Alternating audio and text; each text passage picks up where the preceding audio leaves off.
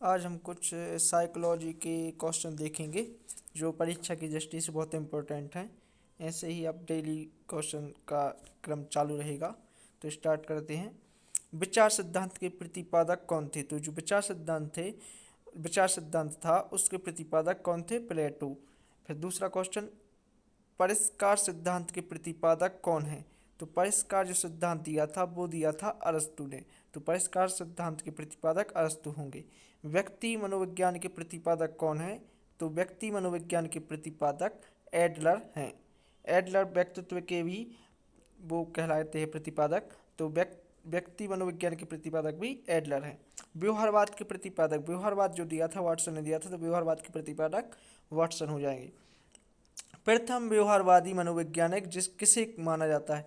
जो प्रथम व्यवहारवादी मनोवैज्ञानिक हैं उन वो वाटसन को माना जाता है। एवं प्रथम मौलिक व्यवहारवादी मनोवैज्ञानिक स्किनर को माना जाता है। तो ये क्वेश्चन डाउटफुल होते हैं, तो ध्यान से याद रखना। प्रथम व्यवहारवादी मनोवैज्ञानिक जो हैं वो व्यवहारवादी मनोवैज्ञानिक वाटसन है और मौलिक व्यवहारवादी मनोवैज्ञानिक स्किनर है। अगला क्वेश्चन, सामूहिक अचेतन का संप्रत्यय किसने दिया? जो सामूहिक अचेतन का संप्रत्यय है वो दिया था युंग ने, और अचेतन मन को स्पष्ट किया था सिगमंड फ्रायड ने। तो इसमें कंफ्यूजन होना है। सामूहिक अचेतन का संप्रत्यय किसने दिया था? युंग ने। बुद्धि का सर्वप्रथम मापन किसने किया था? तो बुद्धि का सर्वप्रथम मापन अल्फ्रेड बिने ने किया था 1905 में। अगला क्वेश्चन देखना, जीवन शैली का संप्रत्यय किसने दिया? जो जीवन शैली का संप्रत्यय है एडलर ने दिया था। अगला क्वेश्चन देखते हैं, मानव व्यवहार का विश्लेषणात्मक अध्ययन करने वाला प्रथम मनोवैज्ञानिक किसे माना जाता है? जो मानव व्यवहार है उसका विश्लेषणात्मक अध्ययन करने वाला प्रथम मनोवैज्ञानिक स्किनर को माना जाता है। अगला क्वेश्चन देखना, निम्न में से कौन मनोवैज्ञानिक नहीं है? जॉन डीवी जो है वो मनोवैज्ञानिक नहीं है, ये दर्शन शास्त्र के मनोवैज्ञानिक थे। सॉरी, मनोवैज्ञानिक नहीं, दर्शन शास्त्र के प्रोफेसर थे। अगला देखना, निम्न में से कौन सा वाद मनोविज्ञान पर आधारित है? जो प्रकृतिवाद है वो मनोविज्ञान पर आधारित है। अगला देखना, मनोविज्ञान में व्यवहार शब्द का सर्वप्रथम प्रयोग किसने किया था? तो मनोविज्ञान में व्यवहार शब्द का सर्वप्रथम प्रयोग किया था मैकडूगल ने, जबकि व्यवहारवाद का जनक किसे कहा जाता है? वाटसन को। तो ध्यान रखना, व्यवहारवाद शब्द का सर्वप्रथम प्रयोग किया था मैकडूगल ने। अगला देखना, मनोविज्ञान के प्रथम पाठ्यक्रम का निर्माण किसके द्वारा किया गया? तो मनोविज्ञान के प्रथम पाठ्यक्रम का निर्माण किया था विलियम जेम्स ने।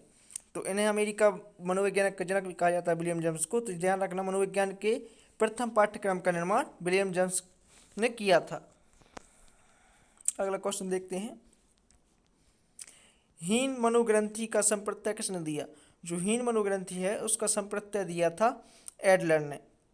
ध्यान रखना, इंपॉर्टेंट क्वेश्चन, हीन मनोग्रंथि का संप्रत्यय एडलर ने दिया था। स्वतंत्र शिशु शिक्षा की अवधारणा का प्रतिपादन किसने किया? तो स्वतंत्र शिशु शिक्षा की अवधारणा का प्रतिपादन सिगमंड फ्रायड ने किया था। अगला देखना, टेबुलर रसा के साथ किस मनोविज्ञान को जोड़ा जाता है? तो टेबुलर रसा के साथ जॉन लॉक को जोड़ा जाता है। अगला देखना, मूल प्रवृत्ति का प्रतिपादक किसे माना जाता है? तो मैकडूगल को माना जाता है। इन्होंने 14 प्रकार की मूल प्रवृत्तियां बताई थी। तो मूल प्रवृत्तियों का प्रतिपादक मैकडूगल को माना जाता है। अनुबंधन का पिता पावलोव है और संबंधवाद के पिता थॉर्नडाइक है। तो ध्यान रखना, अनुबंधन के पिता पावलोव है। अगला क्वेश्चन देखना, बाल अध्ययन का पिता किसे माना जाता है? बाल अध्ययन का पिता जॉन लॉक एवं हॉब्स को माना जाता है। इन्होंने बाल अध्ययन किया था, तो इसलिए बाल अध्ययन का पिता जॉन लॉक एवं हॉब्स को। बाल विकास का प्रतिपादक किसे माना जाता है? तो बाल विकास का प्रतिपादक पेस्टोलॉजी को माना जाता है। इन्होंने बाल विकास पर वैज्ञानिक अध्ययन किया था, इसलिए इन्हें बाल विकास का प्रतिपादक माना जाता है, पेस्टोलॉजी को। बाल विकास का सर्वप्रथम अध्ययन किसने किया था? तो सर्वप्रथम अध्ययन किया था जॉन लॉक व हॉब्स ने। बाल विकास का सर्वप्रथम अध्ययन जॉन लॉक व हॉब्स ने। अगला देखना, व्यक्तित्व का सर्वप्रथम विभाजन किसने किया? तो हिप्पोक्रेट्स ने किया था। इन्होंने काले पित्त वाले, पीले पित्त वाले जी व्यक्तित्व के प्रकार बताए थे, तो सर्वप्रथम इन्होंने किया था हिप्पोक्रेट्स ने व्यक्तित्व का सर्वप्रथम विभाजन। अगला देखना, व्यक्तित्व शब्द का सर्वप्रथम प्रयोग किसने किया था? तो एडलर थे, इन्होंने व्यक्तित्व शब्द का सर्वप्रथम प्रयोग किया था। अगला देखना, संज्ञानात्मक मनोविज्ञान के प्रतिपादक जीन पियाजे हैं। संज्ञानात्मक मनोविज्ञान के प्रतिपादक आईएमपी है, मोस्ट आईएमपी क्वेश्चन कई बार आ चुका है। तो इसके प्रतिपादक कौन है? जीन पियाजे। अगला देखना, प्रयोगात्मक मनोविज्ञान के प्रतिपादक हैं विलियम वुंट। मनोविज्ञान का वास्तविक संस्थापक किसे माना जाता है? तो वास्तविक संस्थापक माना जाता है विलियम जेम्स को। जो मनोविज्ञान है उसका वास्तविक संस्थापक विलियम जेम्स को माना जाता है। विलियम वुंट का संबंध किससे है? विलियम वुंट जो थे इन्होंने मनोविज्ञान प्रयोगशाला की स्थापना भी की थी। संरचनावाद संप्रदाय से भी संबंधित है, प्रयोगात्मक मनोविज्ञान से भी संबंधित है। तो ये उपयुक्त सभी इसका आंसर हो जाएगा। अगला देखते हैं,